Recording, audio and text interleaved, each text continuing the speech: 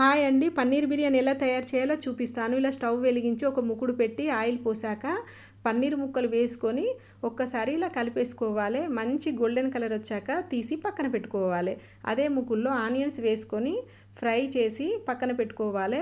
పోపు దినుసులు వేసుకున్నాక పచ్చిమిర్చి, క్యారెట్ ముక్కలు వేసుకున్నాక కాస్త నెయ్యి వేసుకోవాలి. టేస్ట్ బాగుంటుందండి.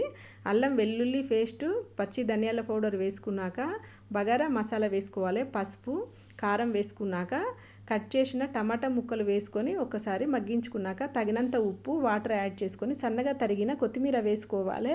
ఇప్పుడు పన్నీర్ ముక్కలు వేసుకొని వాటర్ పోయే వరకు కలిపి పక్కన పెట్టుకోవాలి. ఒక గిన్నె పెట్టుకున్నాక 4 గ్లాసుల వాటర్, 2 గ్లాసుల బియ్యం, బగారా ఆకు, లవంగాలు, కాస్త ఉప్పు, నెయ్యి వేసుకొని అన్నం ఉడికించుకొని పక్కన పెట్టుకోవాలి. ఇందాక ఫ్రై చేసుకున్న పన్నీర్ ముక్కల్లోకి ఇలా ఉడికిన అన్నం వేసుకున్నాక ఆనియన్స్, కొత్తిమీర వేసుకొని సిమ్లో పెట్టి మూత పెట్టేసుకోవాలి.